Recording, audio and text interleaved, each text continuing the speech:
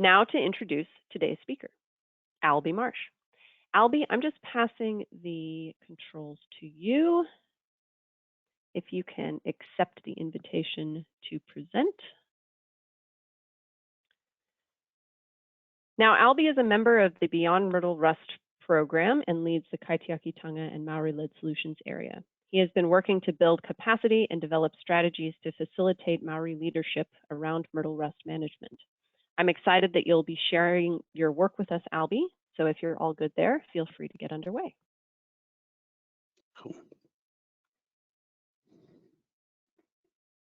So kia ora tātou. Ka nui te mihi kia koutou I tā mai nei ki te tautoko te kaupapa o tēnei rangi. Tēnei te mihi kia koutou nau mai, hara mai. Tuatahi ka mihi atu ki o tātou kaihanga nā nei te timatanga nā nei te whakaotinga o ngā mea katoa. Ka mihi hoki ki ngā aitua o te mutu, kua wihi atu ki te tua tiarai I ngā mate haere, haere, haere atu rā. Te ono tātou, hono rātou kia rātou, tātou kia tātou, te hunga kānohi ora tēnā koutou, tēnā koutou, tēnā koutou katoa. So, kia ora everyone, my name's Alby Marsh. I'm a researcher with Plant and Food Research based in Palmerston North, and I'm also, in my other role, a co-director of B3, Better Border Biosecurity. And my talk today is how does myrtle rust resilience, what does myrtle rust resilience look like for Māori? So just a little bit about me. This is my pipiha. I whakapapa to Moao, the maunga Moao of the Bay of Plenty, Te Ao Nui's the Moana, Taki Timu's the Waka, Ranginui, Ngāti Ranginui is our iwi, Pirirākau te hapū, Paparoa te marae.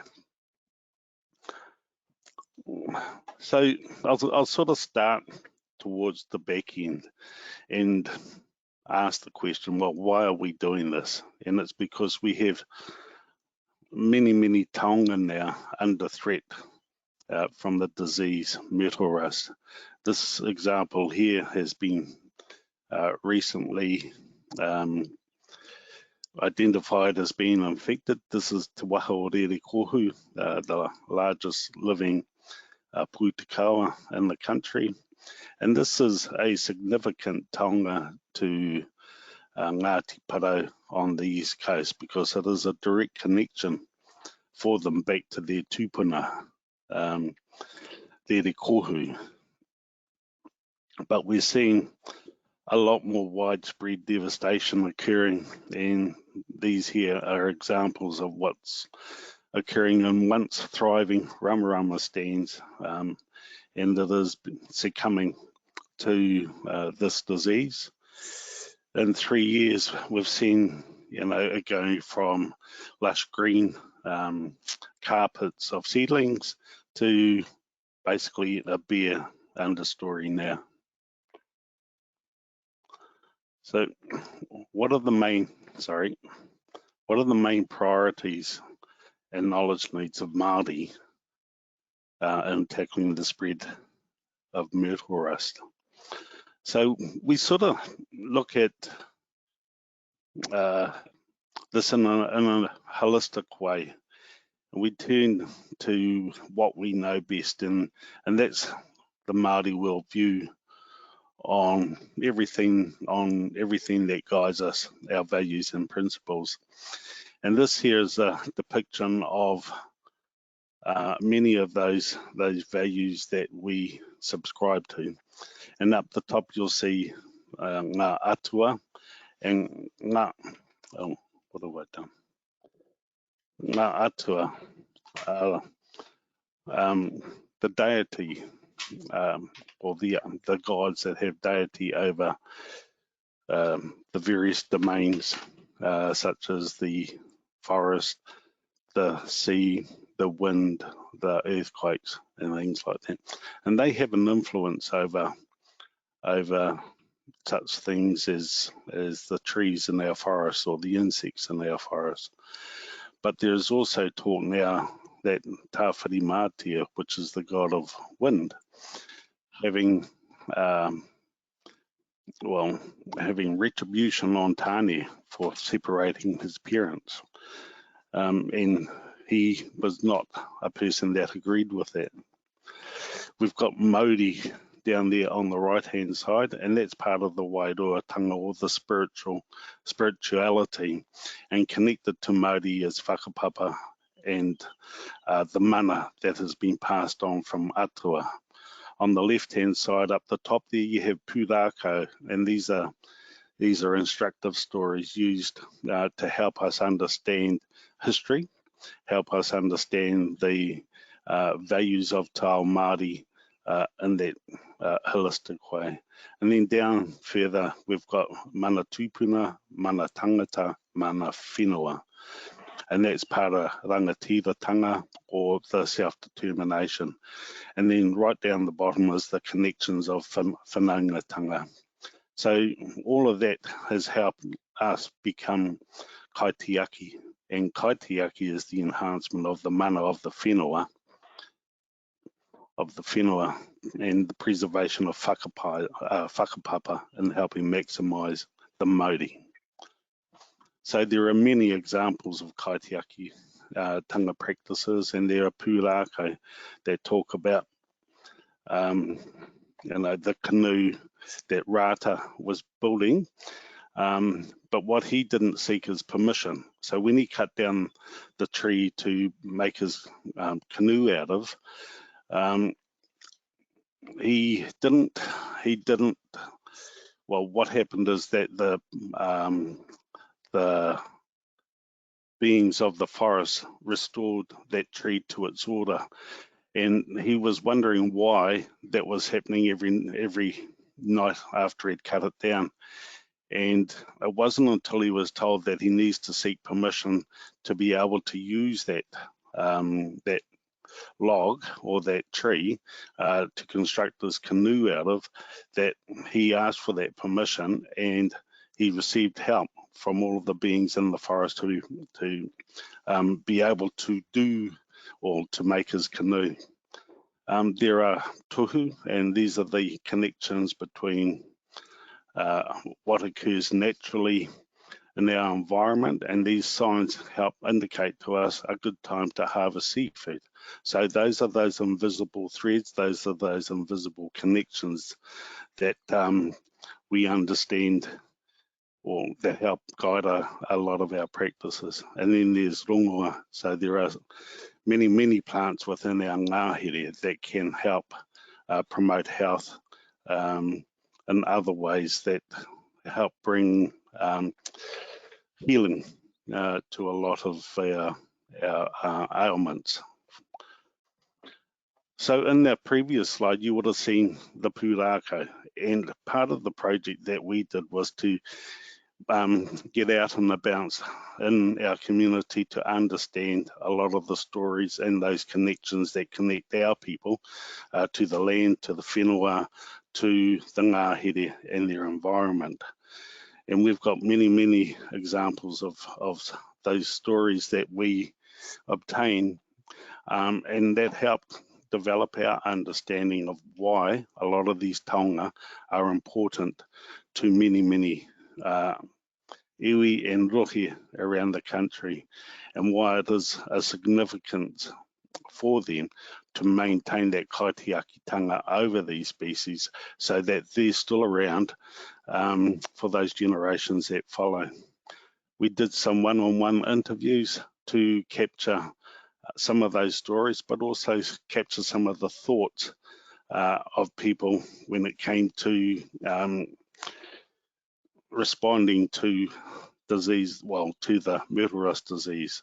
We held wānanga around the country to collect the views of responses that may have occurred in the past to other diseases, and potentially how we could utilize some of that mātauranga for future responses.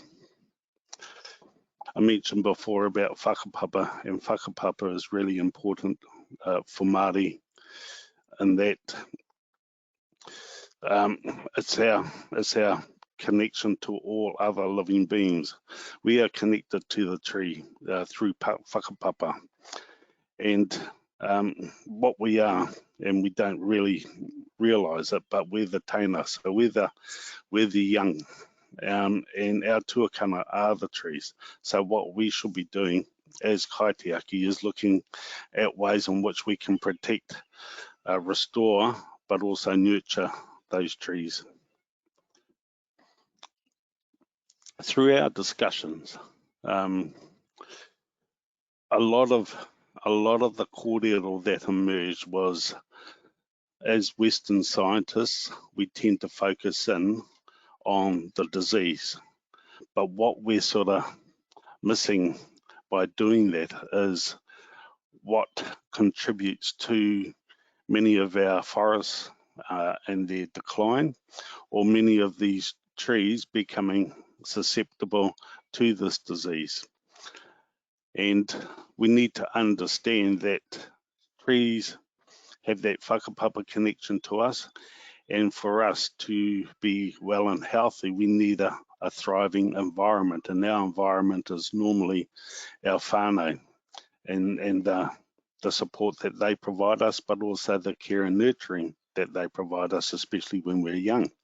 And that is no different to our trees, in that, you know, they're not just single species, they're a combination of species working as whānau to create a healthy ecosystem or a healthy environment for them to thrive in. So a lot of, you know, that discussion was, well, what does a healthy ecosystem look like? And we have 5 senses. Some say there's a 6th sense, and that's the one, you know, around the wairuatanga. But using those 5 senses, we can better understand the health of an ecosystem. Can we hear the birds and the insects? Can we see, you know, healthy, thriving environments? Can we smell, you know, the health in the air, the greenery, the shrubs, rather than the paru? Can we taste the moisture on our lips? Can we, you know, understand that there is enough moisture rather than dryness there to help promote the growth? All of those sorts of things. So that in combination helps us better understand the whole environment that we're living in. And then, you know, there's the matrix. Well, what's contributing to the unhealthiness in some areas? Is there quite widespread disturbance? In that previous picture of the Rarawa forest, there was high disturbance in there, and that there was still cattle grazing, and that cattle was not assisting and helping protect that environment. It had damaged the undergrowth, the understory in that forest. So to the point where it was bare. They were brushing up against infected plants and spreading that disease as they walked through that forest. But, you know, is all healthy environments undisturbed?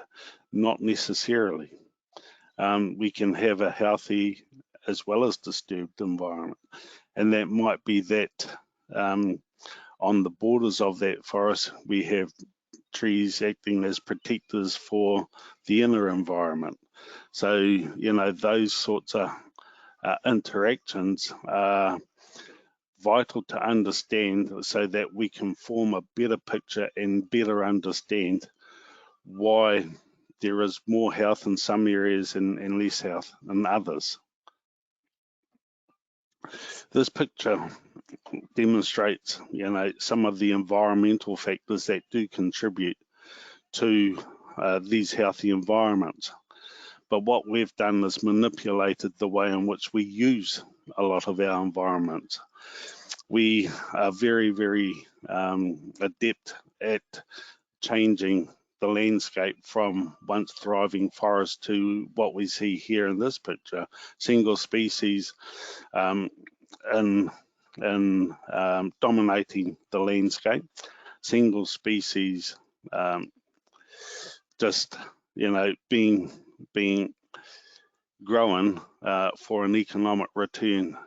And what we do to maintain the health in those environments is bomb it with fertilizer to replace the nutrients that are being used. We also use insecticides and other pesticides like herbicides to control insect pressure, to control weeds and all of that. But in environments like this, everything grows in unison, everything grows in harmony. And what we have is that you know, all species have a purpose in an environment like this. You see the tall trees dominating the landscape, but what we don't see is the understory, those other trees and shrubs all contributing to the overall health of that one environment. We also subscribe very closely to the philosophy of Pa McGowan, and he's shared a lot of his views through his book Te Waiwaka. And these 6 guiding principles that he subscribes to is that the whenua, or papa tuanuku, everything that we eat basically emerges from papa tuanuku, apart from, you know, the seafood and that. All of the land-based growth is attributed to papa tuanuku. We tend to think we are the center of the universe, but we're not. We are part of it. All living creatures, they're our brothers and sisters. So, you know, we need to nurture, we need to care for them. Mauri, and that's the life force, is the web of connections that sustains life. If any of these connections are weakened or broken, the Mauri is less. So if there's species missing that are normally in a healthy environment, we do have weakening of those of that health in that environment, but to some of the species that are present there's more susceptibility. People are not the masters of Māori, they're part of it and should be embraced by it. So our role is to care for the Māori, or the life force, to restore it if there is a loss of Māori in areas, or if there is a diminishing of it. No individual person is more important than the other. So we must work together. We are not above the environment. We are part of the environment. So we should be working with it for a better outcome. And we give special care to the tiniest living creatures. And, you know, everything has a purpose. So, you know, the worms have a purpose for the soil. The insects have a purpose for maintaining, you know, the health of the forest floor in some instances. We're also looking more and more to mātauranga, or this traditional knowledge, but mātauranga isn't only traditional knowledge, it's contemporary knowledge, it's adaptable knowledge, it's something that evolves with time. There are new forms of knowledge or innovation that are emerging all the time.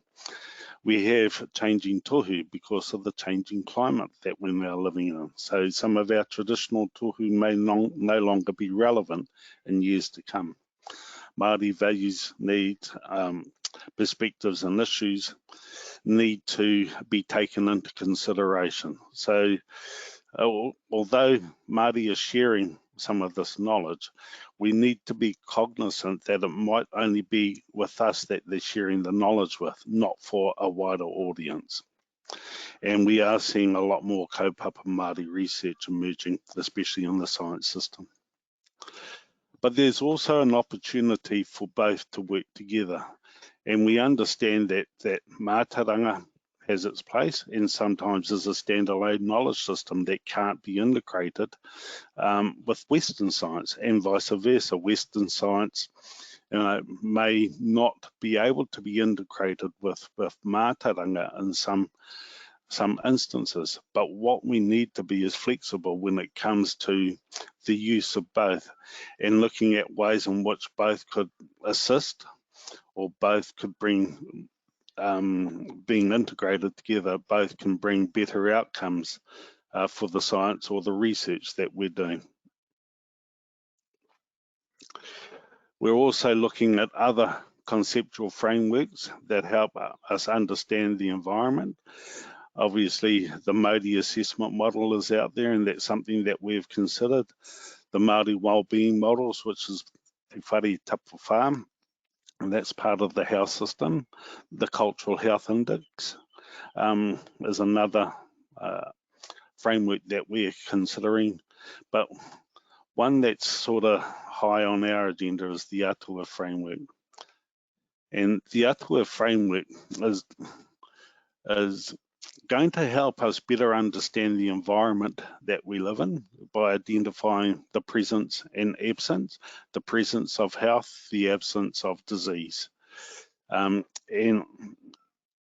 compartmentalizing the contributions that each atua makes will help us better understand that overall health or the overall decline in some of those areas.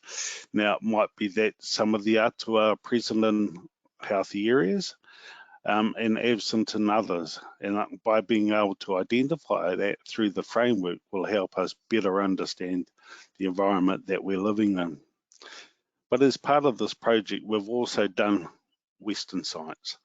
And Western science has enabled us to test some of these native essences or extracts for the efficacy in helping control myrtle rust. And on the very left there, you see Actigard and Nemix, and they're sort of the standard fungicides that are being used to overcome or keep the myrtle rust at bay. There's also Backstar in there. But I suppose the key message here is that we're not seeing any great impact by the range of native essences or extracts that we're using.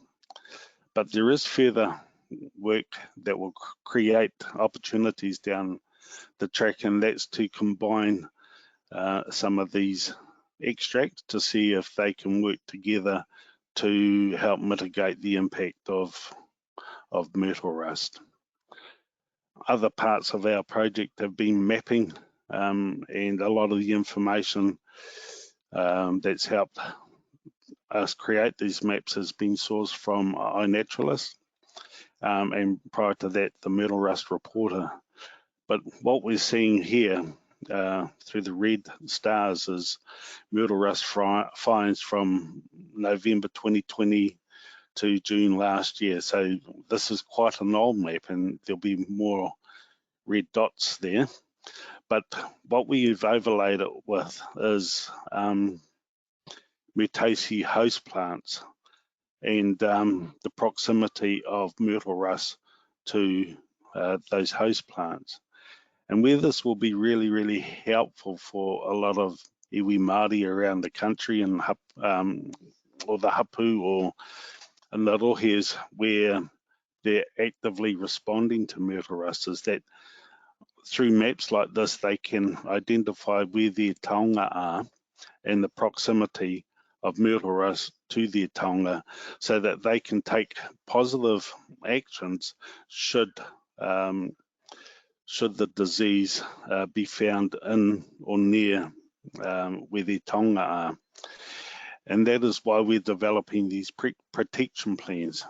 Through these protection plans, we can prepare many organisations, and rohe, it might be biodiversity management areas, it might be kaitiaki on the ground. So we can prepare them through this plan in responding to myrtle rust. And what these plans enable them to do is be prepared, I suppose, rather than be surprised when it does reach their rohi if it hasn't already. But it enables them to have systems in place to help monitor, you know, the health of their Myrtaceae, and even to survey other areas that may not already have the myrtle rust disease. So again, this is preparedness and readiness for the encroachment of that disease. For Māori, land tenure is very much intergenerational. And this is one of the knowledge holders that we interviewed. And for them, you know, there are three primary objectives. And the first for them is that the land is kept in their whānau in perpetuity, so it doesn't change hands. So, and that rings true for a lot of Māori land around the country, and that it will never be sold, it will never change hands. The second is to ensure the quality of the water entering the property is as good or better than the water coming, that the water exiting their property is as good or better than the water coming into their property. And the third one for them is that that they care for papa tuanuku and leave the whenua in a better condition than when they received it. And that, I suppose, is the theme of this kōrero today, in that Māori have a vested interest in the environmental well-being of our whenua, papa tuanuku, and of our ngāhere, and that's our taonga species in the ngāhere. It's not about the economic benefit that they can derive from it, but it's about being able to call themselves kaitiaki. It's also about being able to pass those assets or that whenua of theirs onto those generations that follow in a better condition than when they've received it. So some final thoughts here. We cannot continue to extract without fear of depletion. So we can't just take without giving. So we need to look at ways in which we can return some of the sustenance that we're extracting, and it's not always chemical fertilizers. Research cannot be closed source. We've got to be a lot more open as to the source of the information that we can utilize for better outcomes. There are other perspectives that should be considered. So not only mātauranga Māori, but there's also an opportunity to utilize mātauranga Pacifica, or mātauranga moimoia from Australia, because all Indigenous communities around the world have their own knowledge systems. Artificial replacements are not the only solution, and I mentioned, you know, artificial or chemical fertilizers, but there are other ways in which we can restore the health of our whenua, and you know, and that may be through a natural solution. It might be replanting some of that whenua with plants that are absent in disturbed or unhealthy environments. We need to remember that the whenua is the source of all life, and we need to care for papa tuanuku, Earth Mother, because she can repair and replenish. She doesn't always need our help. All she needs is time. So kia ora mai tātou.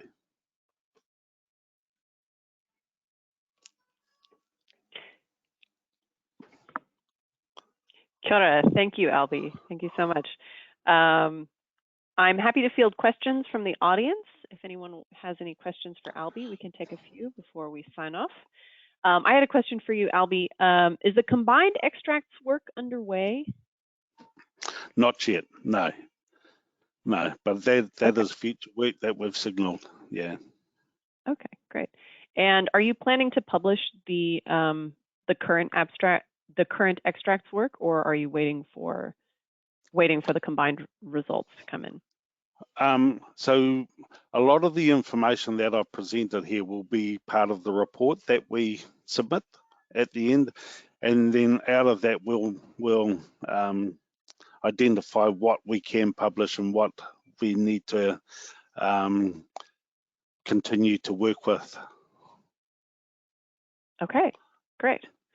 And then another question that we have is there, I'm sure there are many ways, but is there one main way that you think that researchers can better incorporate some of the values you spoke about into their work? I think it's about utilising some of that information to integrate into the work that they're currently doing, and look at it for what it can provide rather than look at it for what you can extract from it. And what I mean by that is that there may not be an opportunity to integrate both pieces of work, but it might be that they're two separate pieces of work that work in combination with each other or in parallel with each other. And we've got to be accepting of that rather than trying to manipulate something that won't fit or may not fit into the current context of work that we're doing. Interesting. Yeah, that was a bit of a roundabout way of answering that one. But it's good to think about it, and it's good to keep all of these really important ideas in mind. One question from the audience is, would we be able to contact Alby with further questions? Are you happy to be contacted by the audience? Most definitely. Yeah. Okay, great. I'll include your email address in the follow-up email. And yeah, you're just getting a lot of lovely comments coming in, and I'll pass those on to you once we conclude the webinar. So I think that's it for today. Thank you, Alby. A video of today's webinar will be made available on the Beyond Myrtle Rust website in the next couple of days. It will also be emailed to everyone who's registered. Our next webinar will be on 13 December at 11 a.m. And we'll hear from Haley Ridgway, researcher at Plant and Food, about novel mitigation strategies she and her team are developing for myrtle rust. So keep a lookout for the webinar invite next month. Thanks, everyone. Harera, and see you next time.